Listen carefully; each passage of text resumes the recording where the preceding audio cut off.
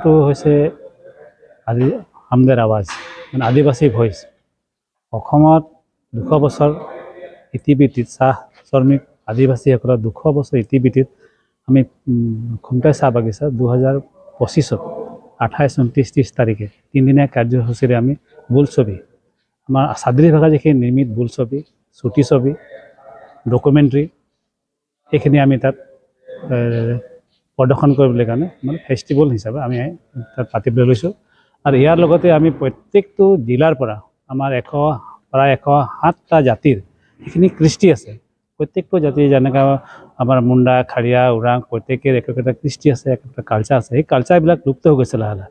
যেনেকৈ ঝুমুৰ হৈছে, টমকচ হৈছে, আমাৰ ভিনচৰীয়া বা আমাৰ জাহালী গীত, চাদী গীত এইখিনি লাহে লাহে নাইকিয়া হৈ গৈছে। সেইখিনি আমি ওলাই আনিবৰ কাৰণে এটা চেষ্টা কৰি আছোঁ। আৰু এই চেষ্টাটোৰ জৰিয়তে আমি 2025 চনৰ 28, 29, 30 তাৰিখে আমি খুমটাই প'ল' ফিল্ডত আমি 3 দিনীয়া কাৰ্যসূচীৰে এই ফিল্ম ফেষ্টিভেলখন অনুষ্ঠান কৰিবলৈ লৈছোঁ।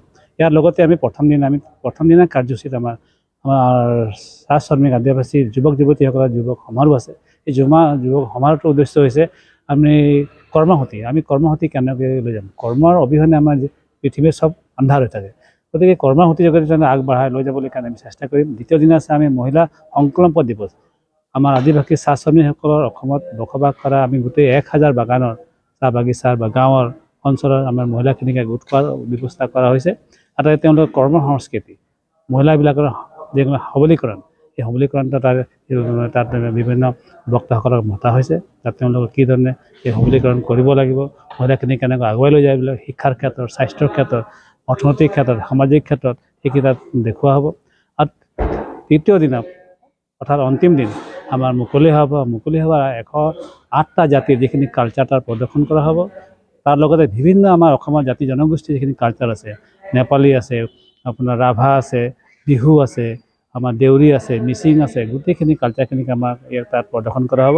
আৰু সেই প্ৰদৰ্শনতেই আমাৰ মুখ্যমন্ত্ৰী মাননীয় হিমন্ত বিশ্ব শৰ্মা দেৱক আমি মুখ্য অতিথি হিচাপে মাতিবলৈ চেষ্টা কৰিছোঁ। আৰু চবতকৈ ডাঙৰ কথা আমি চেষ্টাহে চলাই আছোঁ যে আমাৰ মিথুন চক্ৰৱৰ্তী যিটো কেইদিনৰ আগতে দাদা চাহাব বলকা ফালকে বঁটা লাভ কৰিছে। তেওঁ হৈছে মিৰ্গা ফিল্মখন আদিবাসী ফিল্মখনৰ প্ৰতি আন্তঃৰাষ্ট্ৰীয় বোলছবিতে পদক্ষেপ কৰিলে। গতিকে তাকো আনিবলৈ কাৰণে চেষ্টা কৰিছোঁ। আজি কেবিনেট মন্ত্ৰী যোগেন মোহনে কি উদ্বোধন কৰিলে? যোগেন মোহনে আজি মাননীয় যোগেন মোহন ডাঙৰীয়াই আমাৰ সমষ্টিৰ বিধায়ক যোগেন মোহন ডাঙৰীয়াই আজি এই আমাৰ পোষ্টাৰ আমি যেনেকৈ ফিল্মখন তৈয়াৰ কৰাৰ আগতে যেনেকৈ কেছেট মনন কৰোঁ বা গীত অনুসৰণ কৰোঁ, ঠিক আমি আজি এই পোষ্টাৰ অৰ্জন কৰোঁ। আজি মাননীয় যোগেন মোহন ডাঙৰীয়াই আমাৰ এই আদিবাসী আৱাজ, হামদেৰ আৱাজ, টি ভইচ, যিটো মানে আদিবাসী ভইচ, সেইটো তেওঁ পোষ্টাৰ উদ্বোধন কৰে। আজি অসমৰ এটা প্ৰাচীন ভূমিপুত্ৰ চুতীয়া জনগোষ্ঠীক দীৰ্ঘদিন ধৰি ৰাজনৈতিক দলসমূহে জনজাতিকৰণৰ নামত ৰাজনীতি কৰি আছে। গতিকে জনজাতিকৰণ লাভ কৰাটো আমাৰ ভূমিপুত্ৰ হিচাপে আমাৰ এটা নৈতিক অধিকাৰ, আমাৰ এটা প্ৰাপ্য অধিকাৰ। গতিকে আমি আজি চৰাইদেউ জিলা সমিতিৰ উদ্যোগত চুতীয়া জাতি যুৱ সন্মিলন অসমে 3 ঘণ্টীয়া অৱস্থান ধৰ্মঘট কাৰ্যসূচী এটা ৰূপায়ণ কৰিছোঁ। আৰু ইয়াৰ জৰিয়তে আমি অসম চৰকাৰক আমি সকীয়াই দিব খুজিছোঁ যাতে ভূমিপুত্ৰ চুতীয়া জনগোষ্ঠীক জনজাতিকৰণ মৰ্যাদা প্ৰদান নকৰিলে কিন্তু অনাগত সময়ত আমি ইয়াতকৈ অধিক তীব্ৰতৰ সংগ্ৰাম কৰিবলৈ বাধ্য হ'ম। আমি বাৰম্বাৰ আমি জনজাতিকৰণৰ কাৰণে আন্দোলন কৰিছোঁ, সংগ্ৰাম কৰিছোঁ, কিন্তু ৰাজনৈতিক দল আৰু চৰকাৰে কেৱল আমাক মাত্ৰ প্ৰলোভন আৰু নিৰ্বাচনৰ ৰাজনীতি, ভোটৰ ৰাজনীতি কৰি আমাৰ জনগোষ্ঠীৰ আৱেগ অনুভূতিক বাৰে বাৰে তেওঁলোকে প্ৰতাৰণা কৰি আহিছে, চূড়ান্ত প্ৰতাৰণা কৰিছে জনগোষ্ঠীটোৰ ওপৰত। গতিকে আমি আজি চৰকাৰখনক সকীয়াই দিছোঁ যাতে 2026 চনৰ বিধানসভাৰ নিৰ্বাচনৰ আগে আগে যদি ভূমিপুত্ৰ জনগোষ্ঠীসমূহক জনজাতি মৰ্যাদা প্ৰদান নকৰে তেতিয়াহ'লে আমাৰ চুতীয়া জনগোষ্ঠীৰ বসতি প্ৰধান প্ৰতিটো অঞ্চলতে তেওঁলোকে প্ৰবল আৰু প্ৰত্যাহ্বানৰ সন্মুখীন হ'ব লাগিব। ৰঙাপাৰাবাসীৰ বাবে সুখবৰ। আপুনি যদি দুচকীয়া বাহন ল'ব বিচাৰিছে তেন্তে এতিয়াৰে পৰা আৰু চিন্তাৰ কোনো প্ৰয়োজন নাই।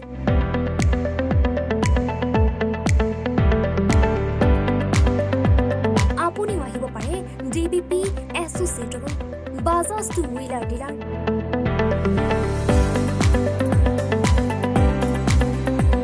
আমাৰ ঠিকনা ৱাৰ্ড নং 8 ঠাকুৰবাৰী ৰোড, ডাকঘৰ, ৰঙাপাৰা, জিলা শোণিতপুৰ। আমাৰ যোগাযোগৰ নম্বৰ 9435707133। 9707967 285